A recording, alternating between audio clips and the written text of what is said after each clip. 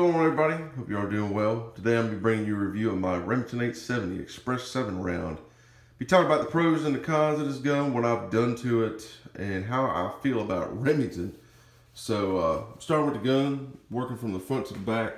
Got a Enforced WML. This is a Travis Haley edition, momentary only light. It rides on a Magpul. This is a cantilever rail mounted to a Magpul MOE 4N. These lights, relatively old school by today's standards. You just snap on the rail and cinch it down. It works good. These lights are known for cracking right at the top seam, but it doesn't see any hard use. It's on a home defense shotgun, so it works just fine for my needs. Going back, I got a Mesa Tactical 6-round Sure Shell polymer side saddle.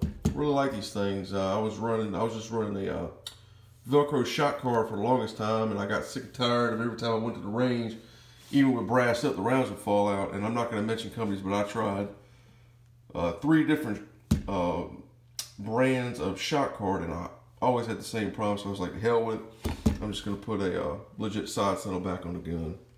Got a GG&G single point sling attachment. Initially, and this is just a Black Hawk sling. Initially, this had, forgive me, I don't know the technical term. It had the clamp style attachment on the end of the sling.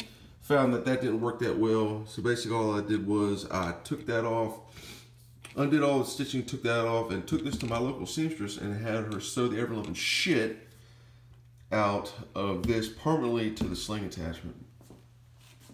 Still got the factory Remington buttstock on the gun. If I choose to keep this gun, I'll probably put a 12-inch Hogue on it. It's got a Wolf magazine spring in it. I had to do that, and I'll get to that in a minute. And it's got S&J hardware green anti-tilt follower in the gun. Because everybody knows the stock followers and the newer 870s are just absolute garbage. So that's the gun. That's what I've done to it. Now we're going to talk about Freedom Group. Freedom Group has absolutely destroyed completely the reputation of these guns. There was a time when these were solid shotguns. They were rugged, they were reliable, they were durable, and they would get the job done.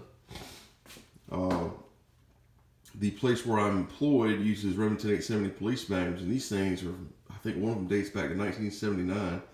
And they're great shotguns. This one, on the other hand, it's 50 degrees outside right now, and it's clean and old. It is loaded, chamber safe. It's got a full magazine tube, empty chamber, and a full side saddle. It's a home defense shotgun. It stays loaded. The only time it gets unloaded is when it's getting cleaned. But I can tell you, I can take this gun out and put it in my truck and leave it in there for 2 hours, and when I come back, it's going to have a nice sheen of rust all over the damn thing. Because the finishing that the Remington puts on these guns now is garbage. This gun's about 4 years old. The brand new guns, it's 2018. The brand new guns, they got same issues as this. A buddy of mine bought a TAC 14, and Jesus Christ, he put that thing in his closet the night he bought it. Come back next morning, it's covered in rust. Absolutely unacceptable. The other problem with the magazine spring. The original magazine spring only came out that far in front of the magazine tube, and it was so weak that it wouldn't, the last round in the magazine tube, it wouldn't even eject it out of the magazine tube. I was getting malfunctions left and right. Pardon me, guys, I got sniffles when this coming along. Another issue I had when I first bought the gun was the extractor was out of spec. The bolt wouldn't fully seat, and it wouldn't go into the battery, and I was about to try and fire it. I mean, I did a quick check on the gun and quickly found that. I was like, yeah, this is a big problem. Fire a gun out of battery, and yeah, that's bad. That's bad times.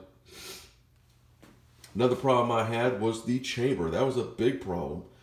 When I got this gun, when I first took it to the range, after I got it back the first time from the extractor, I was having sticky pump issues like crazy with this gun. And when I took the barrel off and looked down the chamber, I just really couldn't believe my eyes. I was just absolutely, I was distraught.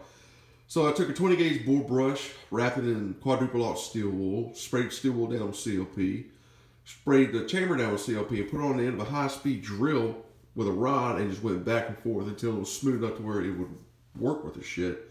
Works fine now after I, you know, had to polish the chamber up. The next problem I had when I first got this gun, the action was a little rough. And, well, not a little rough, it was rough. And I figured, you know, put a few more rounds through it, it'll smooth right out. Wrong. First time I took this gun apart, if you know the 870s, the bolt rides on top of a carrier.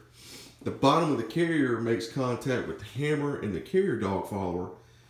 And the bottom of that carrier was like sandpaper. I mean, I don't know who in the hell machined that part, but somebody, either this gun was made on a Monday or on a Friday. That's all I have to say about that. So I basically took the carrier, went all the way down to 5,000 grit sandpaper, and then used polishing compound to polish up the bottom of the bolt carrier. I polished the top of the hammer and the top of the carrier dog follower, and the action smooth right up. It's good to go.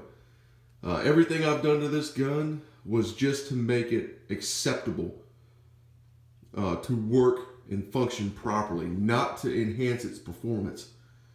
Everything I've done to this gun is to make it run like a normal damn 870 should. And Freedom Group, they've just, you know, I have a sentimental connection with an 870. It's the first shotgun I ever shot, not this one. But, you know, I bought it because, you know what, I wanted an 870. You know, we carry 870s at work. You know, I wanted my own 870. So I bought this one. It was the worst mistake I've ever made. What I should have done was just said to hell with Remington and bought a Mossberg 590. If you want an 18-inch barrel, you want a 6-round magazine too, you're way better fitted to get a 18-inch Mossberg 590, because these guns are just absolutely atrocious. You know, a lot of us older crotchety guys wanted to think that Remington at some point in time would get their shit together and start making a quality product again. Well, it's 2018, and I gotta tell you, I'm not impressed with Remington at all. Buddy of mine just bought a TAC 14. The day he brought it home, he put it in his closet that night loaded, and came back the next day after he got off work, and he sent me pictures, and the barrel, the magazine tube, and the receiver were just nothing but rust. Absolutely unacceptable. Absolutely unacceptable. It's a damn shame when a partner pump, Harrington and Richardson, which is now China made, a damn partner pump has a better finish on it than a damn 870. It's, I could go on for hours, but it's just one of those things, man. Don't buy any of these new 870s, man. You know, if Remington can get the picture that nobody's buying their product because their product is shit, then maybe they'll get their asses in gear, or maybe they'll go under. I don't know, but that's my 870 and everything I've dealt with it and its Freedom Group shit. So, yeah, y'all take care. Be safe.